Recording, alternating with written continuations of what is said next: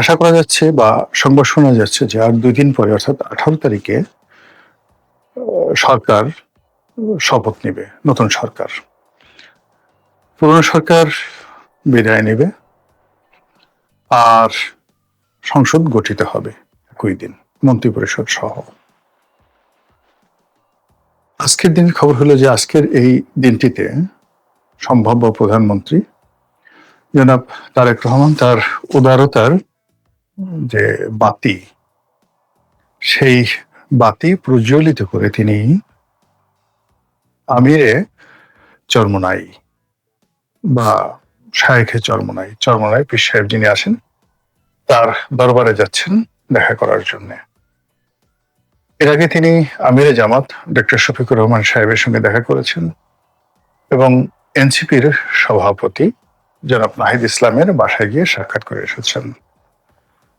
তার এই উদারতা নিয়ে সারা বাংলাদেশে আলোচিত হচ্ছে এবং সবাই বলার চেষ্টা করছে যে তিনি নতুন একটি যে ট্রেন্ড চালু করলেন বাংলাদেশে, এটি বাংলাদেশের রাজনীতির যে সভ্যতা, ভব্যতা, সৌজন্যতা, এটাকে বহুদূর এগিয়ে নিয়ে গেল।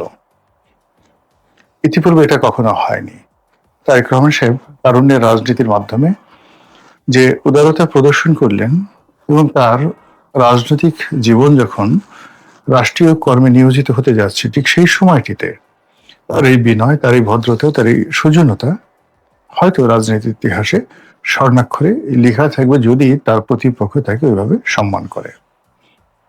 অন্যদিকে খবর হলো যে ইতিমধ্যে ডক্টর মোহাম্মদ ইউনূসের একজন বিশেষ সহকারী প্রতিমন্ত্রীর পদমর্যাদায় তিনি দেশ ছেড়ে পালিয়েছেন।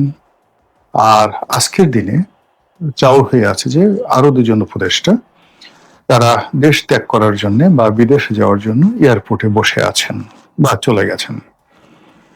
আমি তাদের ২ জনের নাম বললাম না এবং তারা ২ জন যে যাবেন এটা গতকাল রাতেই একজন প্রবাসী সাংবাদিক, যিনি সবসময় ডিজিএফআই এর সঙ্গে ভালো সম্পর্ক রাখেন এবং তাদের কাছ থেকে তথ্য নিয়ে তিনি দেশবাসীকে জানান। তো তিনি জানিয়েছিলেন যে ২ জন উপদেষ্টা বাংলাদেশ ত্যাগ করতে পারে। তো এই যে একটি অবস্থা, সেই অবস্থাতে আগামী ৭ দিন কেমন যাবে? এখন সেই ৭ দিন আজকে থেকে ৭ দিন হতে পারে, অথবা নতুন একটি সরকার গঠন করার পর সেই সরকারের প্রথম কার্য দিবসগুলো যদি আমরা হিসেব করি ১, ২, ৩, ৪, ৫, ৬, ৭, সেই ৭ দিন কেমন যাবে সেই বিষয়গুলো নিয়ে মূলত আলোচনা করব, জাস্ট অনুমান নির্ভর। আপনারা ইতিমধ্যে জানেন যে সারা বাংলাদেশে নানা রকম ঘটনা ঘটছে। যারা সংসদ সদস্য নির্বাচিত হয়েছেন তার মধ্যে বেশ কয়েকজন সংসদ সদস্য, এর মধ্যে ২ জনই আমার খুব ঘনিষ্ঠ। একজন আমার খুব ঘনিষ্ঠ বন্ধু, তিনি মিস্টার নিজাম, নোয়াখালীর একটি আসনের সংসদ সদস্য, নবম পার্লামেন্টে ছিলেন। আরেকজন সংসদ সদস্য, তার নাম মানিক, যিনি কাকড়া মানিক হিসেবে সমধিক পরিচিত, আমার অত্যন্ত স্নেহভাজন ছোট ভাই। খুবই ভালো সম্পর্ক আমাদের ২ জনের মধ্যে। ২ জনের সঙ্গে মানে নিজানের সঙ্গে আমার সম্পর্ক হলো দীর্ঘদিনের, আর মানিকের সঙ্গে আমার সম্পর্ক দীর্ঘদিনের না হলেও আন্তরিকতাটা মনে হচ্ছে যে আমাদের মধ্যে যুগের পর যুগ ধরে ভালো সম্পর্ক। এই ২ জনের দুটো কর্ম ব্যাপকভাবে প্রশংসিত হয়েছে। মানিক তার এলাকায় নির্বাচিত হওয়ার পরপরই নিজের দলের বেশ কয়েকজন নেতা কর্মীকে তিনি পুলিশে দিয়েছেন। এটি ব্যাপকভাবে চাপ পড়তে দূরের কথা, সারা বাংলাদেশে এটি প্রশংসিত হয়েছে যে না, বিএনপি যাদেরকে সিলেক্ট করেছে, মানিকের মতো সংসদ সদস্য কিংবা নিজানের মতো সংসদ সদস্য, এরা যদি থাকে দলে তাহলে সেই এলাকায় চাঁদাবাজি হবে না। আবার অন্যদিকে নিজান যেটি করেছেন সেটা হলো তিনি অ্যারেস্ট করার চাইতেও আরেকটু বেশি এগিয়ে গেছেন। তিনি নিজে বাদী হয়ে এলাকার যে তার দলের যারা নেতাকর্মী চাঁদাবাজ বলে পরিচিত, কুখ্যাতি অর্জন করেছেন, এরকম প্রায় ২০-২৫ জনের বিরুদ্ধে তিনি মামলা করেছেন। এর বাইরে বিভিন্ন এলাকাতে চাঁদাবাজদের সঙ্গে আর সংসদ সদস্যদের সঙ্গে বিভিন্ন রকম দ্বন্দ্ব সংঘাত শুরু হয়ে গেছে এবং এই দ্বন্দ্ব সংঘাতে চাঁদাবাজের টিকে থাকে না এমপির টিকে থাকে সেটি দেখার বিষয়। এটি গেল বিএনপির। অন্যদিকে জামাতের যারা লোকজন আছে তারা সঙ্গত কারণে ধরে নেওয়া হয়, তারা চাঁদাবাজির সঙ্গে জড়াবেন না, চাঁদাবাজির সম্পর্কে তারা উচ্ছ্বসিত কণ্ঠে এর বিরোধিতা করবেন এবং বিএনপির চাঁদাবাজির মাধ্যমে দেশের কি ক্ষয়ক্ষতি হয়েছে সেটি সংসদের ভিতরে এবং বাইরে দরাজ দিলে এবং বুলান্ত কণ্ঠে তারা সেটা প্রচার করতে থাকবেন। আগামী 7 দিন এটা সবার আগে হবে। পুলিশের মধ্যে, আমলাতন্ত্রের মধ্যে যারা যাকে বলা হয় অতি উৎসাহী, তারা দৌড়দৌড়ি করবেন পল্টন অফিসে, বিএনপি নেতাদের বাসায়, এমনকি তারেক রহমান সাহেবের বাসায়। ইতিমধ্যে আমরা জানি যে একজন পুলিশ কর্মকর্তা বেশ আলোচিত গত 17 মাসে, তার নাম মিস্টার মাসুদ। তো মাসুদ হলো সেই ঢাকার একটি জোন, পুলিশের একটি জোন, সেটি দক্ষিণ, সম্ভবত মেট্রোপলিটন পুলিশ কমিশনার, উপকমিশনার দক্ষিণ, সাউথ। এটা খুব গুরুত্বপূর্ণ একটি এলাকা। এই এলাকায় ঢাকা বিশ্ববিদ্যালয়, এই এলাকায় শাহবাগ প্রেস ক্লাব। তো এই যে মাসুদ, তিনি এই গত 17 মাসে তার বিভিন্ন অ্যাকশন, কর্মকাণ্ডের জন্য পরিচিত। অনেকে তাকে তুলনা করার চেষ্টা করছেন যে আওয়ামী লীগ জমানাতে হারুন ছিল যেভাবে প্রভাবশালী, বেপরোয়া, তারপর বিএনপি জমানাতে কোহিনুর যেভাবে বেপরোয়া ছিল, সাহসী ছিল, তারপর আরো একজন ছিলেন খান সাইদ হাসান। ঠিক এখন মাসুদ যে পদে আছেন, যে চেয়ারে আছেন, ঠিক এই জায়গাটাতেই খান সাইদ হাসান ছিলেন বিগত বিএনপির জমানাতে। এবং যখন সেই 21শে আগস্টের গ্রেনেড হামলা হয়েছিল, সেই গ্রেনেড হামলার সময়টিতে এই মাসুদ যে দায়িত্বে আছে, ঠিক এই দায়িত্বে ছিল খান সাইদ। তো সেই জায়গাতে এখন মাসুদ বসে আছেন লম্বা চূড়া। এখনো পর্যন্ত তার বিরুদ্ধে কোনো দুর্নীতির অভিযোগ আসেনি, অনিয়মের অভিযোগ আসেনি। এবং এখনো পর্যন্ত যেটি হলো সেটি হলো তিনি তার পেশাদারিত্ব এবং পরিস্থিতি মোকাবেলা করার জন্য যতটা কঠোর হওয়া দরকার, সঙ্গে সঙ্গে যতটা নরম হওয়া দরকার, দুটো জিনিসের সমন্বয় তিনি করে যাচ্ছেন একজন আলোচিত পুলিশ কর্তা হিসেবে। কিন্তু এর মধ্যে যেটা ঘটেছে সেটা হলো যে তিনি সম্প্রতি বিএনপির একটি অনুষ্ঠান, সেটা সম্ভবত হোটেল ইন্টারকন্টিনেন্টালে হয়েছে, এবং ইন্টারকন্টিনেন্টাল মানে রমনা পার্কের সাথে, এবং এটা মাসুদের এলাকার। তো মাসুদ সেখানে গেছেন, যাওয়ার পরে তারেক রহমান সাহেবের সঙ্গে তার দেখা হয়েছে এবং তারেক রহমান সাহেব মাসুদের কাঁধের উপর হাত রেখেছে। এটা তারেক রহমান সাহেবের জন্য একটু কষ্ট হয়েছে। কষ্ট হয়েছে এই কারণ হলো তারেক রহমান সাহেবের উচ্চতা আমার চেয়ে ছোট, সর্বোচ্চ তিনি 5 ফিট 5 ইঞ্চি লম্বা, আমি 5 ফিট 7 ইঞ্চি লম্বা, আর মাসুদ প্রায় 6 ফিট লম্বা বা 6 ফিটের বেশি হতে পারে। তো সেক্ষেত্রে তারেক রহমান সাহেবকে মাসুদের ঘাড়ে হাত রাখার জন্য তাকে মাথা উঁচু করতে হয়েছে, হাতও উঁচু করতে হয়েছে। তো এটা নিয়ে বেশ প্রতিক্রিয়া হচ্ছে। মাসুদের মর্যাদা নিঃসন্দেহে বেড়ে যাবে এবং দেশের ভবিষ্যৎ প্রধানমন্ত্রী তার ঘাড়ে হাত রেখেছেন, তাকে কে ঠেকাতে পারে? খান সাইদের অবস্থা একই অবস্থা হয়েছিল। খান সাইদ সেই মাসুদের এই পদে আসার আগে বা পরে বগুড়ার ডিসি ছিলেন।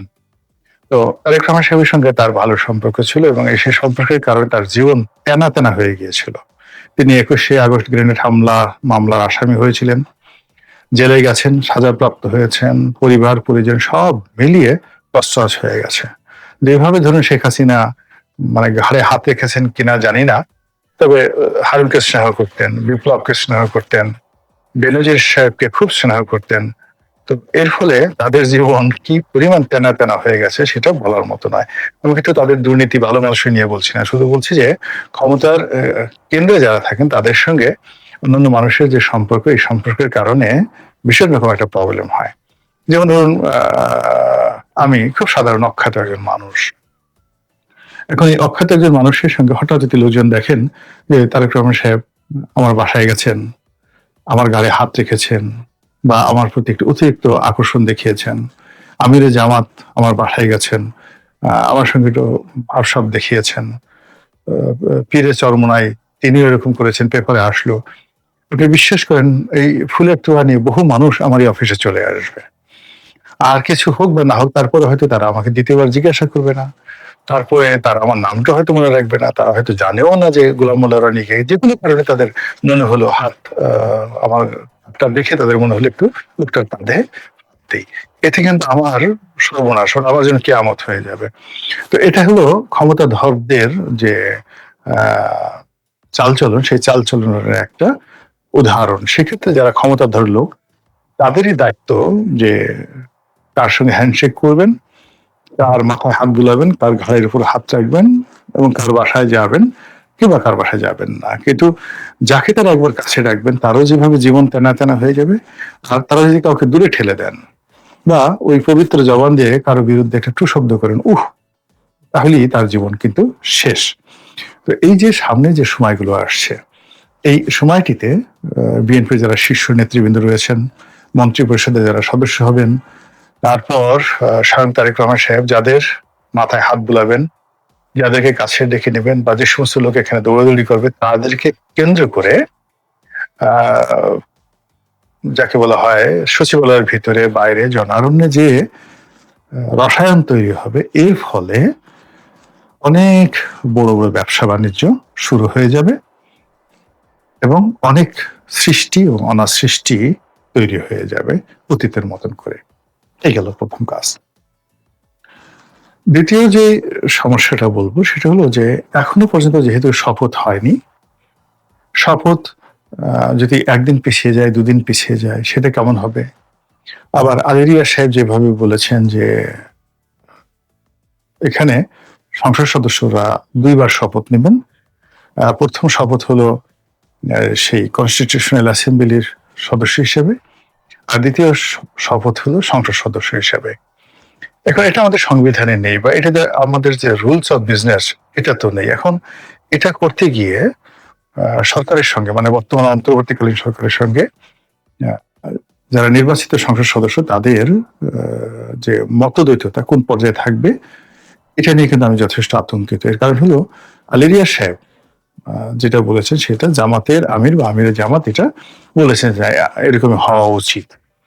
আর বিএনপির পক্ষ থেকে এ ধরনের কোনো কিছু বলা হয়নি। যেহেতু বিএনপি নিরঙ্কুশ সংখ্যাগরিষ্ঠতা লাভ করেছে, ফলে যে নোট অফ ডিসেন্ট গুলো তারা দিয়েছে সেগুলো সহ জুলাই সনদের শর্তসমূহ এবং সংবিধান সংশোধন বা সংস্কার কমিশনের সুপারিশগুলো যদি তাদেরকে পাশ করতে হয়, তাহলে বিএনপি এবং জামাতের মধ্যে আসলে ক্ষমতা রাজনীতিতে তেমন কোনো পার্থক্য থাকবে না, বরং জামাত সুবিধাজনক অবস্থায় থাকবে। তো এই যে ঘটনাগুলো, এটা আগামী 7 দিনের মধ্যেই ঘটে যাবে। এরপর ভারত থেকে মেহমানরা আসবেন সরকারি শপথ গ্রহণ অনুষ্ঠানে, পাকিস্তান থেকে নিঃসন্দেহে আসবেন, আরো অনেক দেশ থেকে আসবে।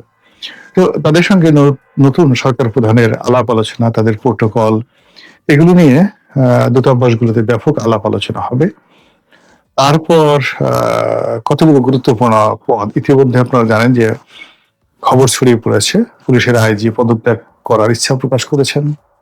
Metropolitan police commissioner Dhaka, Chittagong metropolitan police commissioner, এই পদ পদবিগুলোতে কি হয় এটা নিয়ে সবাই টেনশনে আছেন। সম্ভবত পরিবর্তন আসবে, আইজি সাহেব এই পদে পরিবর্তন আসবে, বঙ্গভবনে পরিবর্তন আসবে, তারপর